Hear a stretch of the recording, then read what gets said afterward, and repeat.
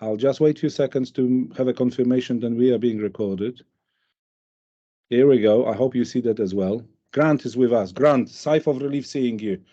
I panicked for 20 seconds. Very good. Sorry, I just need to press the right button, that was all. That's good. Definitely That's good. here. Hey, thank you very much for joining so sharply. We've got a lot of people actually signing up for this meeting today. I'll go for a second, for a few minutes actually, up to speed everybody what's happening with ship managers, InterManager, and so on and so forth. First of all, apologies from Mark, who was really hoping to be with us today, but unfortunately some family issues prevented him, and I got a very short notice saying, Kuba, take my place. So here we go. What is happening with InterManager? Very first news, which is really, really sad news. We've got a first enclosed space accident again after, I think, 11 months of none. Two people killed themselves, shore workers on the Hong Kong registered ship on the 9th of May. So unfortunately, enclosed spaces do kill and continue to kill. Investigation is being carried out, and obviously as soon as we know more, then I will be sharing with you.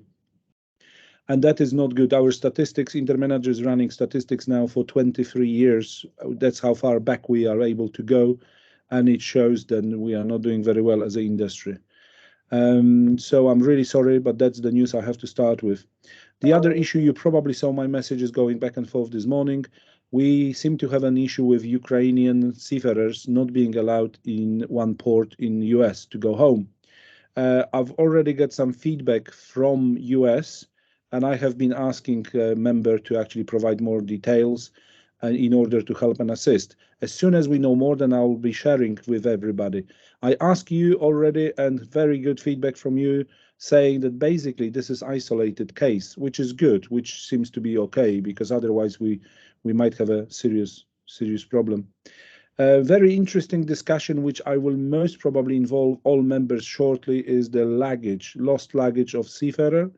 And there was a case where seafarer, after having experience with lost luggage, refused to join the ship because he wouldn't have a luggage. The company asked him to look after his luggage himself, and he wasn't able to provide the address where to go. So the airline said, if you don't know where you are going, then we are not able to send this luggage. And he said, in that case, I'm really sorry, company, I'm not joining because you don't want to look after that, and so on and so forth. And the vessel was delayed because there was no third mate. Interesting, isn't it? And I don't know how they let go the previous third mate without handover. But anyhow, so it's an interesting discussion. I asked few of our members already, what is your position? And it's interesting one because it would expose you, I suppose, unfortunately. Okay, now that's all from the last week sort of issues which I have had from our members. Let me dive into the main topic of today's meeting, which is European idea of trading and what are we going to do with shipping. So I would like to share my screen with you because we have created sort of a committee and it's on emails at the moment. So it is the correspondence group. And the idea was then we will ask our members, what are their problems? So identify the issues to start with, and then start finding solutions for it. And I would like to do that before I allow Grant to come on with BIMCO Shipman, because there were some issues and it may help Grant actually to see what have been discussed and so on. So bear with me. I'm just trying to share my screen now with you. Here we go. Hopefully, could you tell me then you see it? It starts with impacts. Grant is nodding his head. Thank you very much. Okay. Yeah. So first of all, people were saying, are we really bothered? Shall we be interested in all of this? What does it mean? And so on and so forth. What will be the impact? And here is the impact, a practical example to illustrate the impact of the volatility for the purpose scope of the EU ETS. Vessel, which doesn't mean any, whatever, emits average so much. And obviously you may agree or disagree with that because your vessel might be different. But we are using the 17,000 MT. And it is on intra-EU voyages. And then you can see immediately where we are, date-wise as well.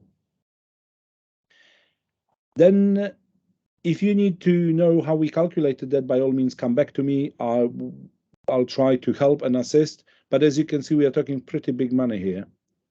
And maybe we are panic mongering at the moment. I'm all for it, to be perfectly honest, because nobody knows how and what, but this is how we are understanding it.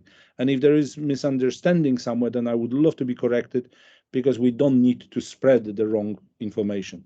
Then we went to collect some information. This was circulated to our members, by the way, and I had some feedback from you. So I'm not going to go through all questions which you have sent. One, number 10, for example, can we streamline the BIMCO shipment contract to address who pays? And Grant will definitely answer this question, whether we can, maybe we have already done it, and what can be done. But then some of the questions we were able to answer already, and this is what we found. For example, what happens if the owner charterer does not pay? What would be the penalties? And so at the moment, it says the publication of names of shipping companies who fail to comply with the obligation to surrender allowances, payment of excess emission penalty of euro 100 per ton, and where a shipping company has failed to comply with the obligation to surrender allowance for 2 more or consecutive years, there is the possibility of refusal of entry to ports. So this is what is in the public domain available as an answer to the question posed by us. The other answer we've got, what is the implementation schedule?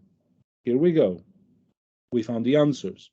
And I think the most important for me is the understanding by Europeans at the moment, who is responsible. So the proposed directive requires compliance from a shipping company. Obviously, all on this call would say, that's a very broad term. Who is shipping company? So they do define it. And they say ship owner or any other organization or person, such as the manager or the bareboat charterer, that has assumed the responsibility for the operation of the ship from the ship owner, and that, on assuming such responsibility, has agreed to take over all the duties and responsibilities imposed by the International Management Code set in Annex 1. So as far as I'm concerned, this is DOC holder, and that is probably most of us on this call.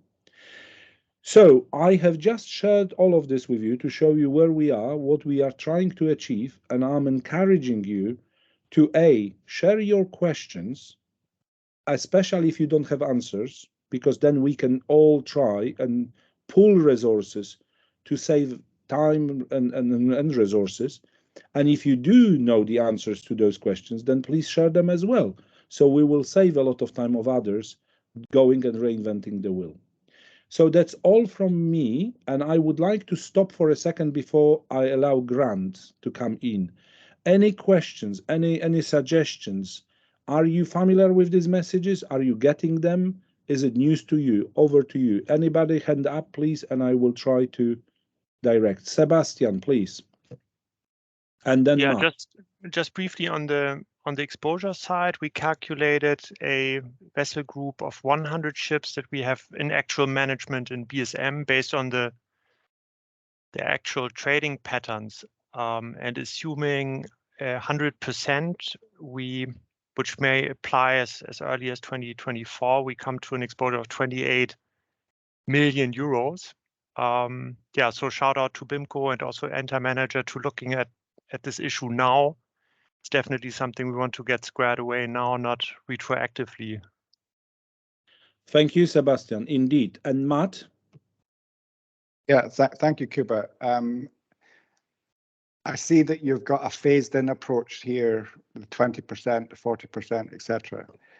We are taking legal advice from a well-known law firm focusing on environmental. And from what they're hearing is that there'll be no phased-in approach.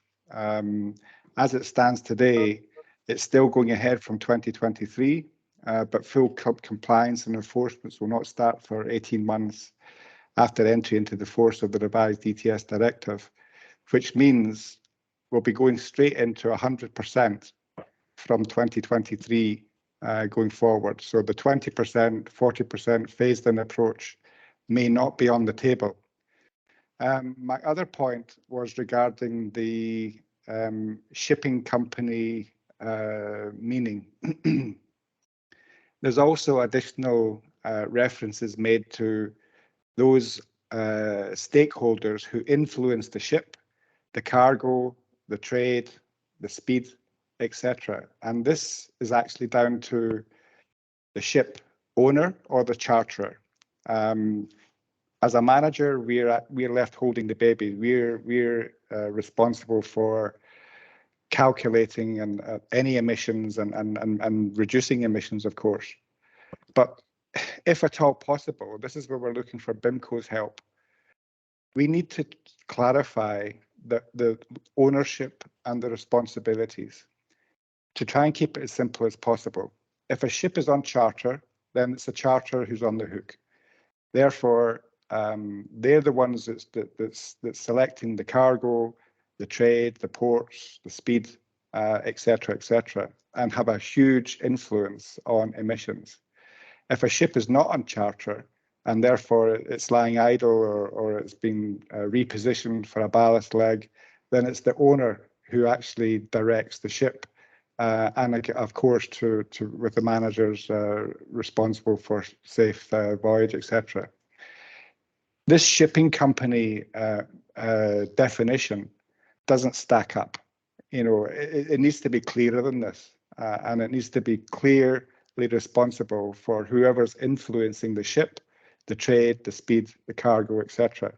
And that's my one desired outcome from today's meeting, if we can get a little bit of alignment from the managers, but also ensuring that we have things covered and how we can administer funds going forward. So that's my points, Kuba. Thanks, Matt. And I think, that's a very high toll for us to actually achieve. I think what we could achieve today is to agree that we will have a discussion, and there will be a channel, either InterManager or I believe we definitely need wider than that.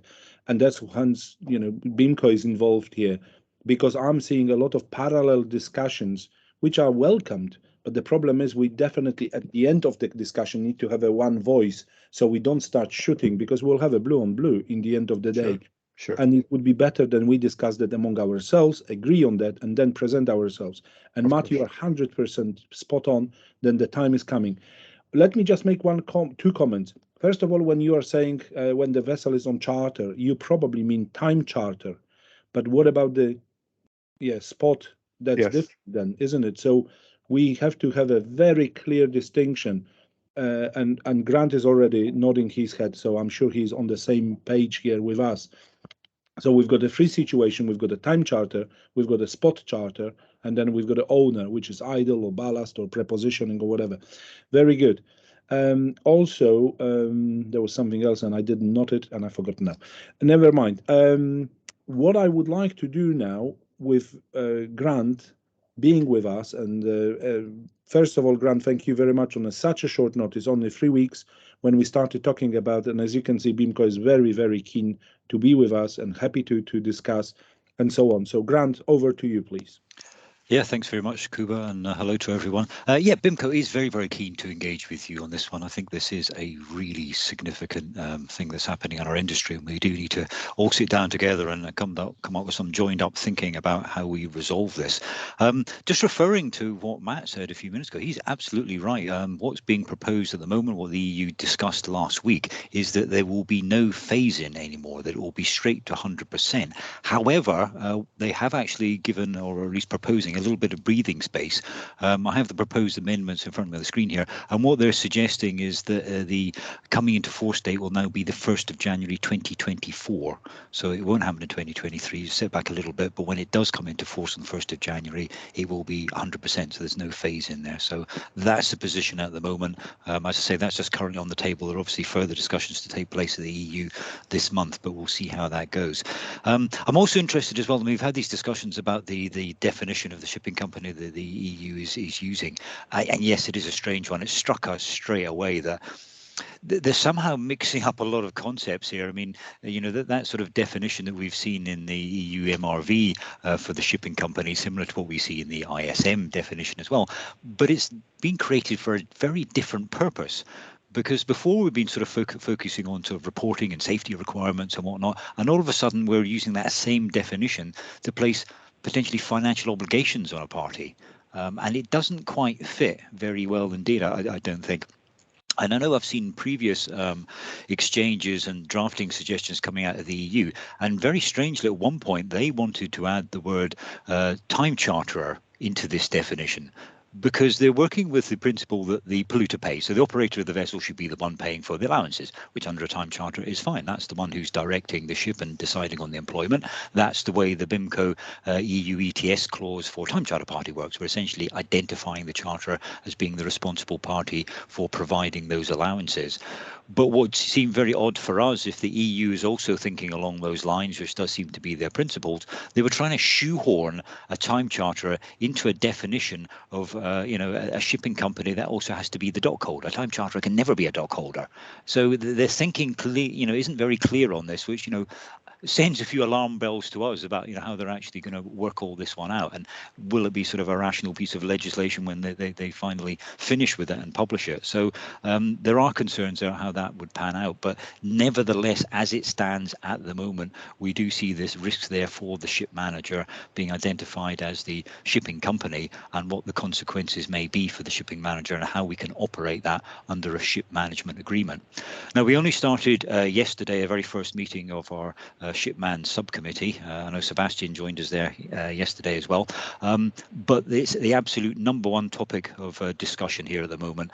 We will be revising Shipman, but the very first thing we will be doing is looking to develop a clause for addressing ETS for Shipman. So it will be created as a freestanding clause. It will work with current versions of Shipman, and then we will integrate it into the new version of Shipman as well. So I'm very pleased we're getting this opportunity here to discuss this. We had an hour and a half discussion yesterday primarily on this topic. We don't have the answer.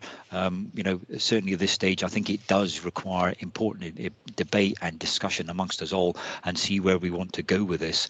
I think as far as BIMCO is concerned, yes, it's absolutely fundamental. We want to preserve the ship manager's position here, that he shouldn't have to be committing any funds of his own. He's acting as an agent on behalf of the owner. And there is this tremendous financial credit risk exposure with these allowances. We do recognise that they will be expensive. They're a tradable commodity, so they may well go up even further in price than perhaps you've even indicated on your sheet here. So that is an exposure for somebody, and that needs to be properly managed. And we can see that that there is an exposure here for the ship managers, how the ship manager actually handles these allowances on behalf of the owner. What happens if an owner doesn't transfer the allowances to ship manager? What happens if that owner leaves the ship management agreement halfway through the year and a settlement has to be made the following year? All of these things add up to lots of complications, and I think the sheer amount of or the value either like these allowances that any large ship manager will have to handle immediately creates lots of problems and issues that we'll have to try to address. And I think hopefully we can get a good discussion going today and try to sort of isolate some of the key points that we need to sort of focus on when we develop the clause.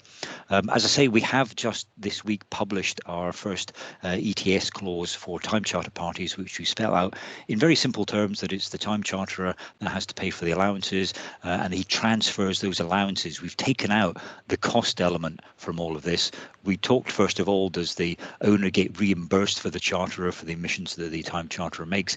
That got very, very complicated indeed, because the price of allowances will change over time, and so there's the possibility that a time charterer could reimburse owners for allowances, give them the money for them, but then when the owner goes to surrender allowances in April the following year, the price may have gone up and he doesn't have enough funds to cover the allowances that the emissions that the charterers make. So we've steered clear of that, and we've essentially said that on a monthly basis you look at the actual emissions coming from that ship, and the time charterer calculates together with the owners what the allowances are due, and then transfers those allowances from the charterer's account or from a broker's account to the owner's account, and then the owner will surrender them the following year.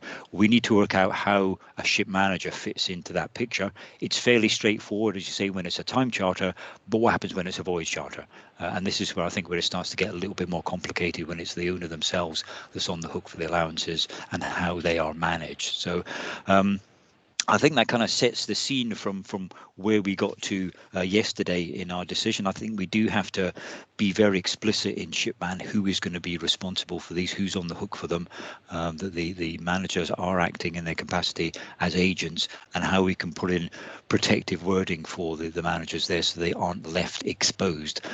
I know it's not possible to completely remove all of this exposure. I mean, we have the same under being co-assured that the manager is potentially exposed for premiums if the owner goes bust. We can't exclude them altogether, but I think we have to try very hard to see if we can reduce them to the absolute minimum with some wording. So I think that's where we currently stand at the moment. So yeah, I mean, that's a sort of a snapshot from yesterday, but just to convey the message that we are making this an absolute priority to develop something for the ship management sector, and we're very, very happy to work with you to find a solution. That's very reassuring, and thank you for that. I've forgotten to mention actually that we delayed our meeting till you had your meeting, so that's why we didn't have a meeting last week. Thank you for that. What I would suggest, obviously, we had our meetings for the last 10 days in a way, then the group was sending messages back and forth. I have to admit, I don't see many of our members actually realizing what's happening, and quite a lot of them shying away. If you were to check who is on the call today, I had 86 people signed up. We only have 17 actually on the call.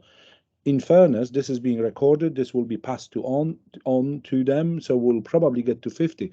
But again, being on a call is one thing, participating and working is the other thing. So, Grant, what I'm suggesting is that the line we have taken in InterManager is to go back to our members and say, let's identify the issues. And as much as possible at this stage, we still have 7 months, or hopefully maybe even 19 months, but we've got some time, and let's identify any issue we've got. And then together, let's find the solutions for those issues. Maybe they are unfounded, maybe they are very justified, and so on and so forth. Then we share those with everybody, all the stakeholders, so they are aware of the fact that ship managers might have a different position, different view. And what is very simple for owner and charterer might be a serious showstopper for the ship managers. And we would like to voice them. And then obviously we are not only going to put the guard and say nothing to do with us. I would suggest that we also come up with ideas. What would be the best solution for us, seeing that we do have an issue and problem? Now, my very first question for everybody here is, and Grant, because I think obviously we need ICS in this full style. We need to start lobbying in Europe, and most probably even educating. Do you believe there is still, because I personally believe we do have a time to actually engage with Europe, with Commission, and educate them and show them why some of the solutions they are presenting are not the best for us. Not to criticize them, because I know dealing with them, then very often they do not have expertise there. So it's just a matter, and they are very protective. If you tell them then something is wrong, then they immediately go on the defensive foot. But instead of fighting with them, actually presenting our point of view with solutions which they would accept, I think we still have time for that, providing we are proactive, not waiting for them to come up with something and then criticize them, because that creates a position when nobody wants to be. What are your thoughts on this? Over to you, Grant. You know, we would agree with you entirely, Kuba. We do need to do our best to talk to the EU. BIMCO's actually in the process of opening an office in Brussels to improve the dialogue with the EU, because I think it is absolutely vitally important that we do get to people, and we're not just seen as being outwardly critical as soon as something appears and we just say, oh, this is nonsense, doesn't work for us. What we don't want is to end up with a piece of legislation that we're very critical of, but nevertheless we'll have to live with. If we can get in there and explain things in a sensible way, how this is going to work out in practical terms, how the shipping industry actually operates, and what do you really mean by a manager? I think some of these terms, they've got them in other definitions, therefore they think, okay, we'll just shove it into this one.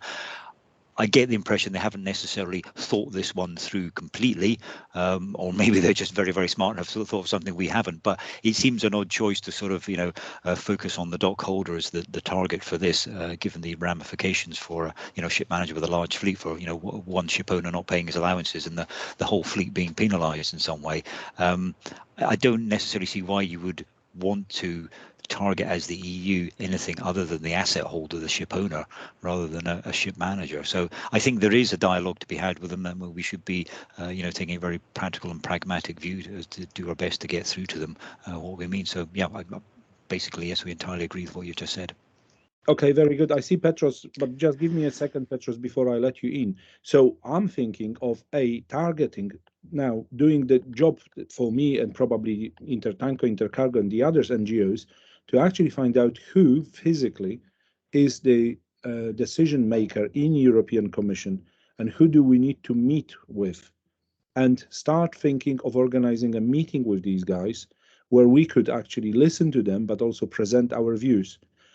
Meantime, making sure that our views are aligned and we are really talking with one voice. So they are not confused when they are talking, for example, to ICS, and then they hear from Intertank or InterManager, completely different thing, because we would not do any justice to ourselves.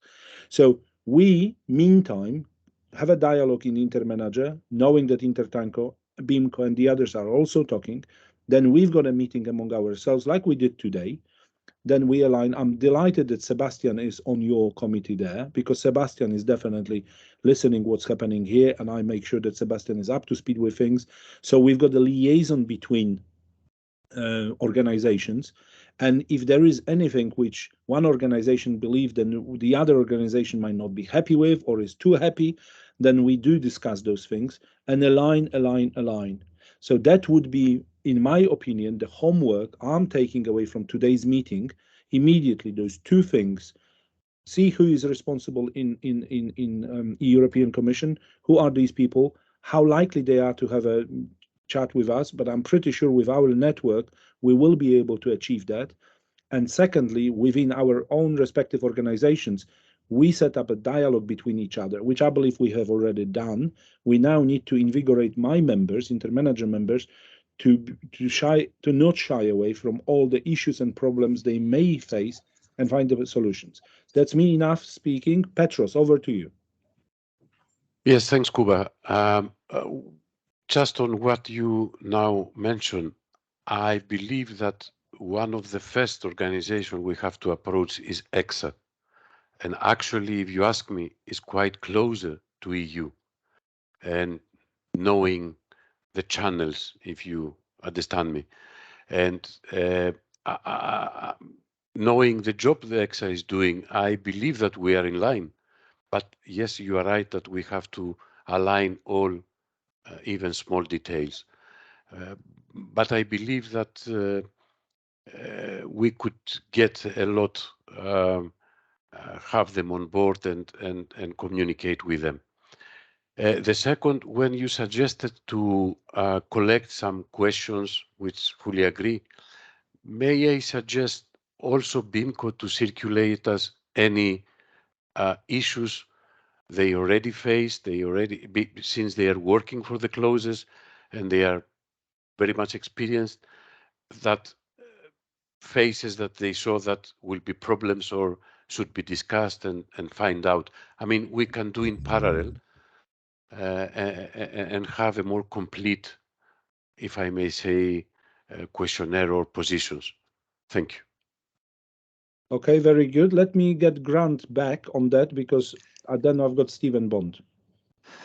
Yeah, no, we can certainly share information as we go along, and I think that'd be very helpful to make sure we're aligned.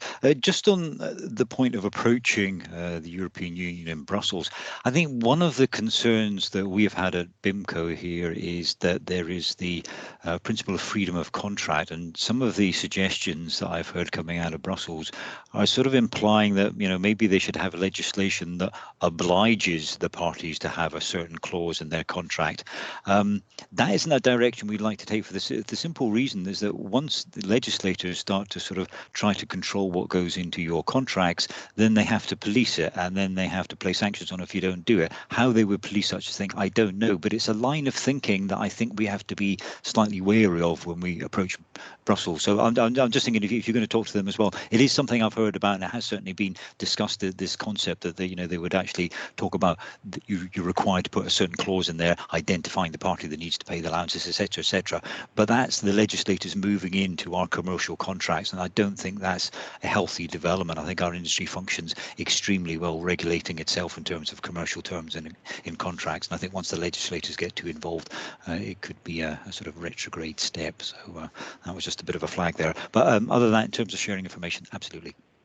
No, and I can assure you, Grandin, we are not going to meet with European Commission on our own. If we do put the door in a footway, that means we will be inviting all of our partners, PIMCO, ICS, and the others, saying, guys, we have just facilitated this. Please come along, because we need to. And then obviously I would envisage then before this meeting, we've got our internal meeting where we agree our position, so we don't start arguing in front of these guys.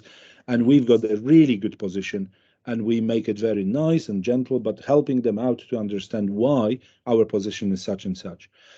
Okay, thank you. Now, Stephen, have you chickened out now of your question, or are you still around? No, Kuba, I chickened out. Sorry, I came on late and you know, a bit of finger trouble or computer trouble, so my apologies, but I'm listening intently. No worries, no worries. Very good. Okay, thank you.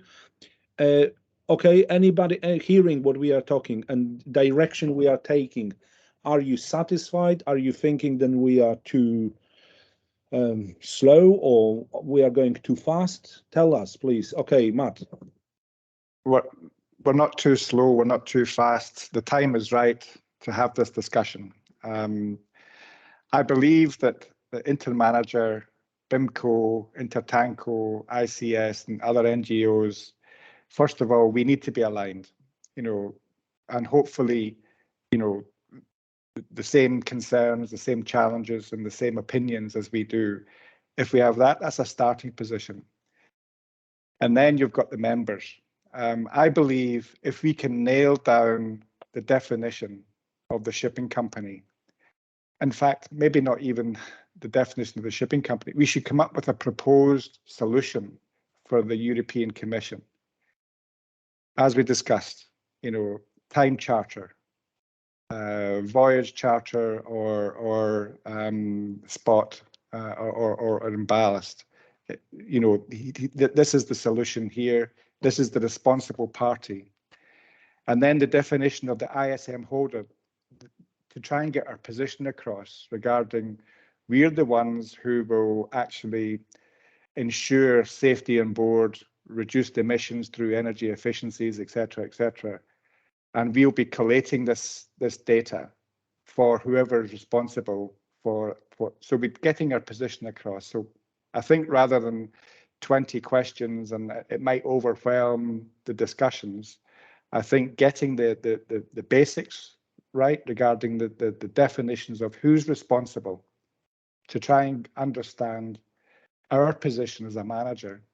We're not trying to walk away from this. We are still responsible for ensuring, assuring reduced emissions on board and collating this data. But when it comes to financial exposure, we're extremely limited. And just having that simple discussion with interested parties may define the outcome here. So I think we just need to prioritize what it is that we want to get across from the European Commission. An understanding of our position would be a helping start. Excellent, excellent. Thank you for that. And I can immediately see then I will be sending message to my counterparts in Intertanko, Intercargo, and so on and so forth. Like we did with COVID, for example, we had an excellent cooperation on this particular issue called COVID. Now I think that's, you know, COVID is gone. Very good. Now we need to shift and make it a task force for the industry actually to work with that. Grant, over to you. Yeah, thanks, Kuba. I just wanted to come back on what Matt was saying there. Basically, from my understanding, okay, we need to identify who the responsible party is, and we'd like to sort of, you know, influence, if we can, the EU to say it's not the managers. But I'm assuming you're not saying as a manager you don't want to provide any service in relation to managing these allowances on behalf of your client, or are you saying you just don't want to touch anything at all? You don't want to be responsible and you don't want to offer that service? Or are we talking about two distinctive things, that yes, you would offer a management service for emissions allowances for a fee, as long as you don't have the responsibility there? Is that what yeah, you're saying here? again, we're part of the solution here as a manager. So therefore, once we've got the definitions of the responsible parties, and the manager has got a role to play in administering those allowances, etc., on behalf of the charterer or behalf of the owner. But when it comes to financial exposure, we're extremely limited, you know, and that clarification is key. So therefore, we are part of the cycle, you know, with regard to the emissions and the management of and funding of that. So I just trying to get the definition here right of to limit the financial exposure. We can certainly manage and support the charterer and the ship owner in managing these funds, but when it comes to if one defaults, we're extremely limited here in what we can do. Thank Okay, you thanks for thank you for that. And I'm immediately hearing what you are saying is we've got another important stakeholder here, insurance, because obviously as a ship managers, and if we venture into those things, then we need to find out whether we will have an insurance for shall something goes wrong. Petros, you are back, please. Yes, I agree with both Matt and Grant, but I think that we have to concentrate more to make a good and a strong clauses to protect ourselves, because I believe EU will insist to make us collectors, I mean, the managers, because just is one entity, and the penalty is big against you, because if you fail one or twice, you lose your papers. So actually, you are out of the market. Mm-hmm. So I don't think that they are going to change from that. So maybe better, of course, we will find, just not to be misunderstood, but we will fight for that. But I think maybe better to concentrate on finding clauses that limit our exposure somehow, rather than try to fight with EU to exclude ourselves altogether as a collectors. I will not think that we will succeed on that. Okay, thank you for that. Anybody else? Sebastian, please. Yeah, I was just thinking, I think it's an idea that Grant brought yesterday also. Maybe we can ask them to accept that for the purpose of EU ETS, the responsible party is named. I'm thinking of MLC, I think, where there's also an MLC certificate issued for the purpose. So Petros, I would agree, it's probably not 100% success chance, but maybe MLC can provide a good argument to see, look, it's not unusual that for special matters, special sort of registration with the responsible EU authority here happens, where then ship owner, ship manager can decide who gets to be named and handle it. Yeah. Okay, thank you for that, Grant. Yeah, I was just thinking sort of a follow-up to what Sebastian's saying. One of the issues must be presumably the reasons people put ships under a ship management, third-party ship manager is either sort of financial, or they perhaps don't have the resources to operate the ships themselves. I don't know if they're bank or finance houses or whatever. So I guess there's going to be some ship owners trading in and out of Europe all the time who have the ships under ship management who may have an EU registry to operate, transfer allowances, but you're also going to have, I guess, some smaller entities that perhaps don't trade in and out of Europe very often at all, aren't particularly well resourced, aren't particularly interested in the sort of day-to-day running of the ship, that you are going to have to take that and offer that sort of responsibility for in some way, because they're not likely to engage with the European Union or become part of the Union registry in terms of carbon allowances, purchasing and transport. So I think there's kind of two ends of the spectrum that as managers you might have to deal with, and there is a possibility that one solution won't fit all. That when we try to find a way through this, maybe we'll need different solutions for different types of owner. Sebastian, before I let you go, let me chip in, because I believe some people are looking at this as a potential for great business. So the ship managers who get this sorted and understand and feel comfortable would be offering this as a potential expansion of their business. and especially for those who are actually at the moment in-house managers. And as Grant pointed out, the scenario, then they are only visiting Europe once or twice. So on those vessels, they will be looking for a partner. And those partners would be your companies, people from members of InterManager, for example. So I believe at the moment, obviously, we are all fearing it because it's unknown. But on the other hand, it's a huge potential for us as well, because we are experts. And I would like to say that owners are using us for partnership managers because they are not lacking something, because they see actually the expertise, they see the value of our services. Sebastian, over to you. Yeah, I agree. I think if it's not forced on us as ship managers, but more a contractual option to agree with the owner, it becomes an entirely different animal. And yeah, I would totally agree to what's been said. We in BSM, we have quite a number of customers who may have only small fleets, may call Europe only infrequently. So they would automatically rely on us to handle this. Whether it's good business. Talking about business, I spoke to a couple of banks tabling this idea and saying, look, if we come with a big managed fleet, maybe we can get these certificates at a great discount and we can make it a good business. But they said, no, the volume is considerable, but it's not big enough to get any sort of discount. So I think it will not turn into big business, but it's more, yeah. Sorry, that's all I have to say. Okay, Petros. Also to mention something that you pick up, and maybe it's also a tool that help, insurance. In order to get an insurance, you have to prove your exposure. Otherwise, nobody can insure you. So here, from your table, for example, you present what could be the exposure of a manager.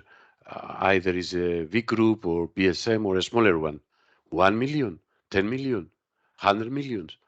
So I suppose we don't have also that.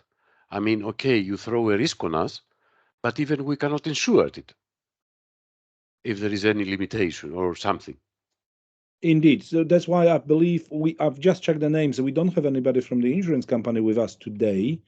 But I'll make sure that we do get them involved, especially then they were asking, to be a members of InterManager. They wanted to stay with us and see what wakes up us in the middle of the night. So here we go. These are the risks which are actually we are being discussed and we are talking about now. So I'll make sure that they are involved right from the very beginning. I remember now, Matt, what I wanted to say when you were saying, and it's interesting when you contacted your legal team and they said then it will be without phasing in, because my knowledge is actually from another very big legal firm in shipping, which says, no, don't worry, it will be phased in. And I'm only mentioning it because this is precisely where we really need to talk to each other and stop confusing each other. At the moment, we've got time, but believe me, well, we are all experienced with that. Comes November, there will be so many experts trying to tell us what to do and how to do.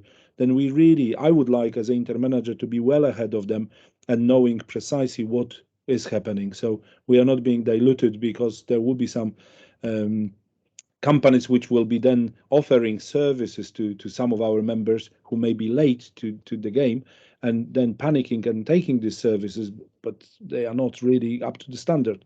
So, okay, anybody else would like to add anything to that? I've got a homework quite tangible in my hand, so I'm quite happy with the results of this meeting. However, Sebastian, over to you. Yeah, maybe I would recommend to the ship manager colleagues here on the call to start discussing it with the owner side.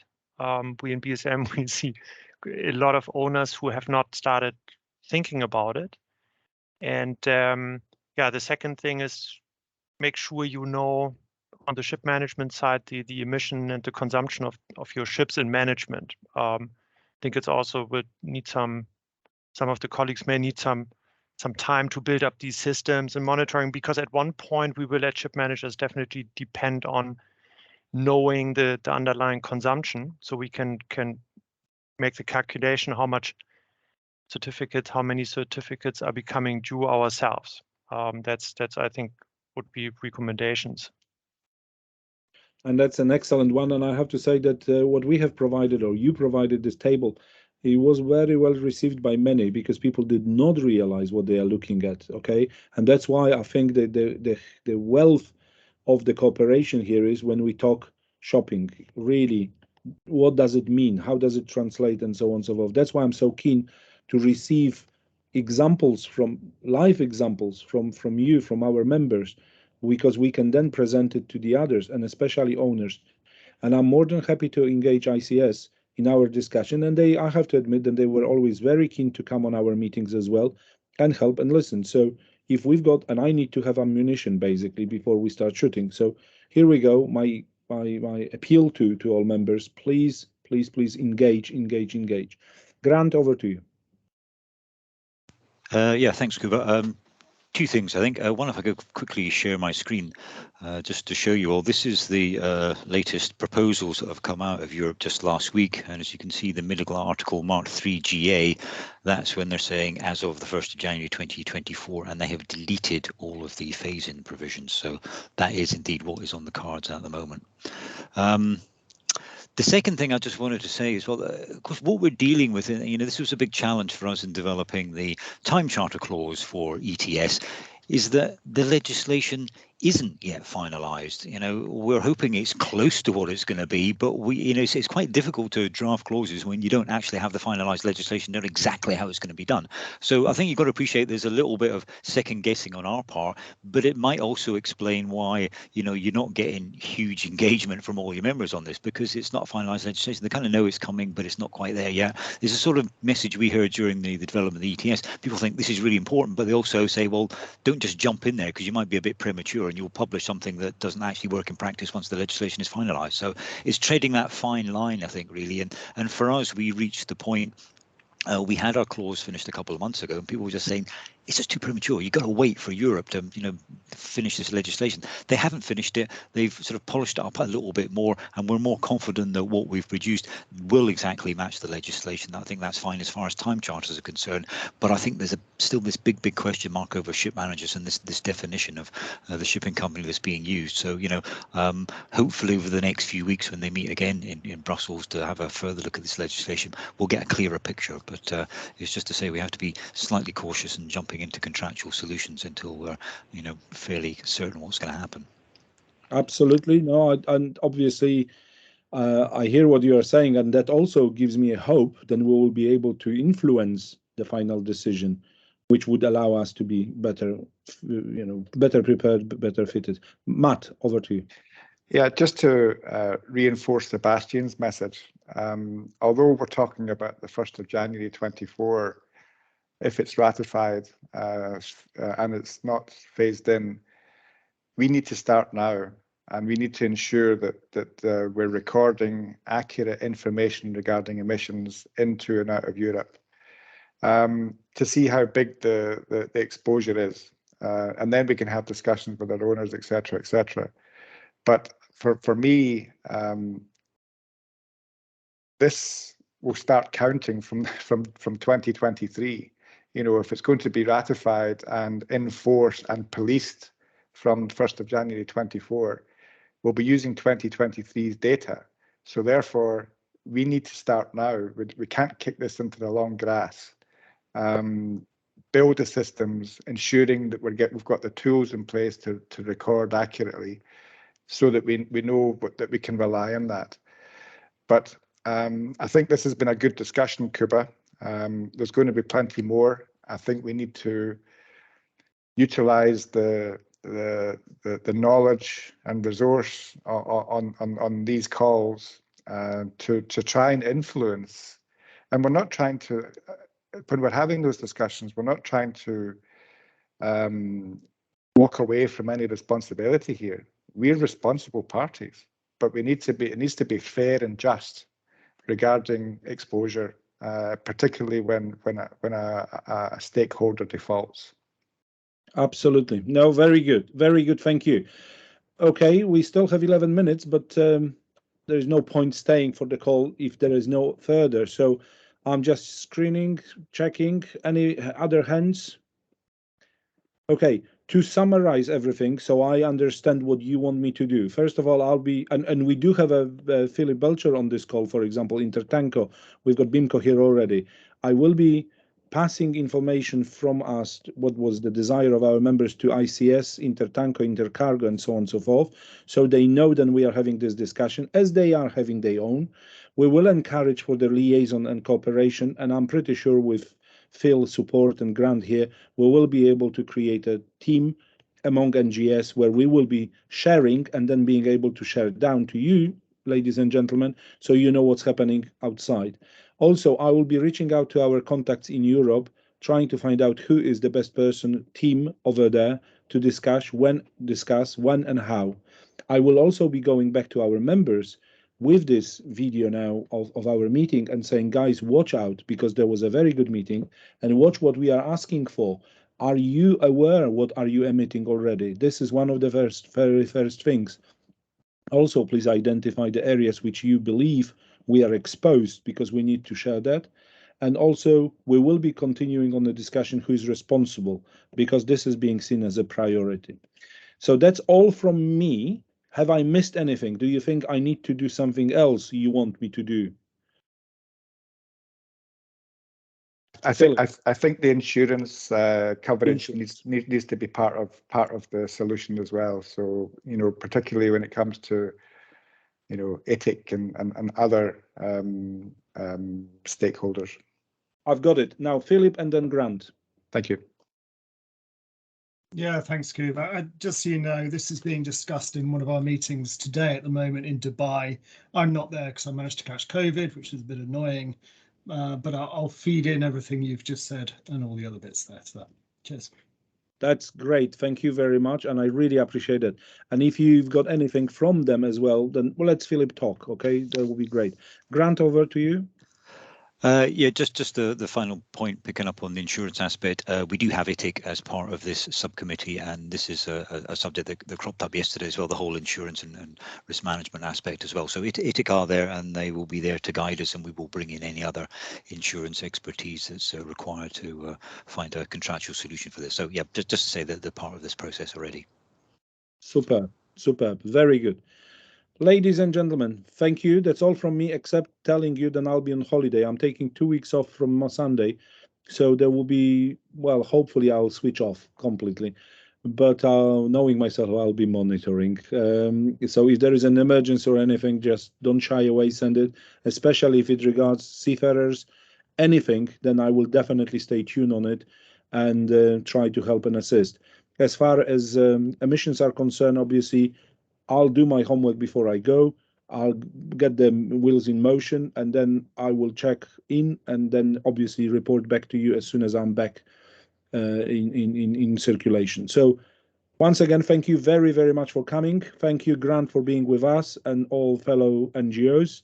Really appreciate it. And members, let's work together on this one. Thank you. All the best. Speak soon and see you soon. Take care. Thank you, Kuba. Enjoy your holiday. Bye. Thanks very much. Thanks, Kuba. Bye. Bye, Kuba. Enjoy holiday. Thank you. Bye-bye.